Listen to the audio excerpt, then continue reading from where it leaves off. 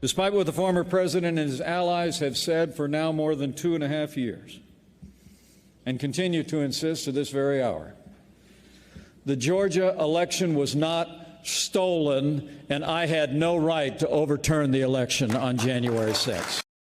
For 4 years, former Vice President Mike Pence acted as the obedient, bobble-headed sidekick to Donald Trump. Until the very end, when to Trump's dismay, Pence would not go along with Trump's final attempt at holding on to power during the certification of the electoral votes. Over the past year, though, through his failed presidential run, we've heard Pence criticize his former boss.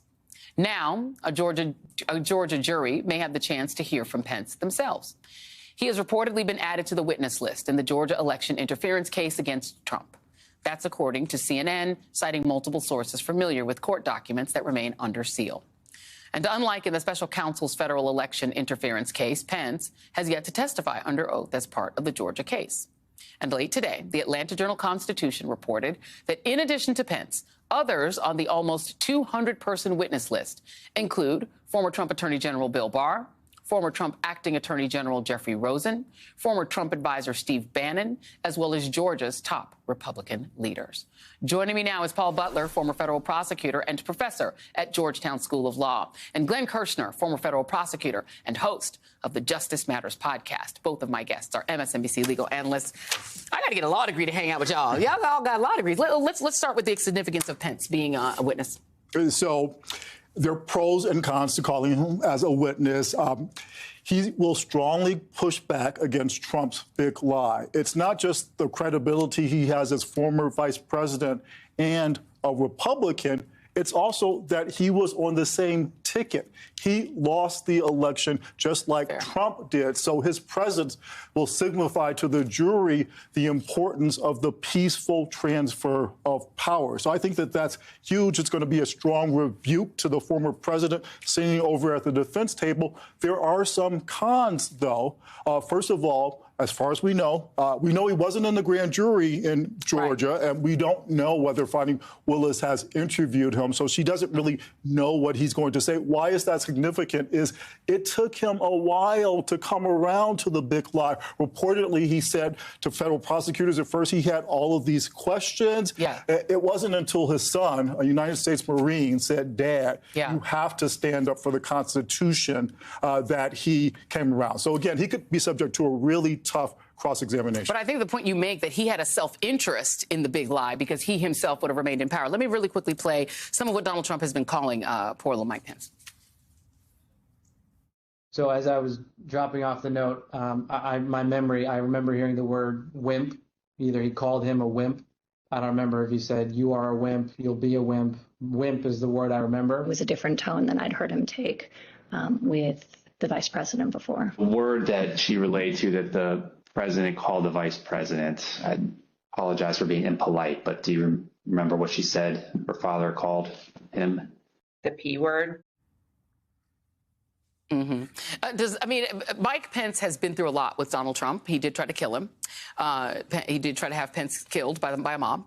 So does he, if you're Fani Willis, what kind of witness is he? I mean, because of the point that Paul made, he did go along with it. He had to ask a former vice president if he was able to do the steal the election thing. Is he a witness that you'd want to put on the stand? Only if I had to. But, there's one important piece that he brings, and it has to do with Donald Trump's criminal intent. Joy, we are forever talking about we need to prove Donald Trump's criminal intent. I only wish I had 1/100th the amount of evidence in the cases I prosecuted of criminal intent. But here's the important piece that Mike Pence brings. Mike Pence not only brings a criminal act. Right. Why? Because he said Donald Trump was relentlessly pressuring me to do something I told him I wouldn't do. I would not violate the Electoral Count Act. There's the criminal act, the illegal pressure. But Mike Pence also brings the criminal intent because he said, Donald Trump said to me when I refused to buy into his criminal scheme, you know what your problem is, Mike? You're too honest. Yeah. What does that do? It tells us, it puts us inside Donald Trump's head, not a fun place to be, but he knew that what he was asking Mike Pence to do required dishonesty, Right. criminal intent proved. Yeah, there's another piece here, because one of the questions that we've always had, I think we've talked about this in all of our conversations, is whether or not you can tie Trump to the actual violence, right? Whether or not Trump and the violence are directly connected, or whether it's just sort of inferential. I want to play this for you guys. Let me read it to you first. So Donald Trump encouraged rioting after the 2020 election.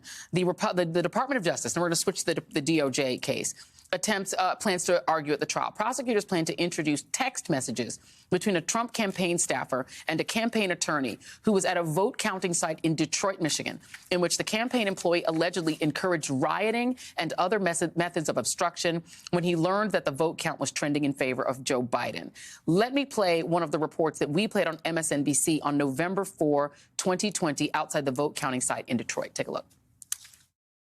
An increasing mob-like scene of self-proclaimed poll watchers who say that they want to get access to the building. So many of them have rushed into the building here that I'm actually talking to official Democratic poll watchers from the Democratic Party who've been shut outside of the balloting room, which they're supposed to have access to. Eamon, it's gotten to the point where we do have a police presence here that is blocking access to the building, because not only have they swarmed the room, but they are now over in terms of COVID restrictions.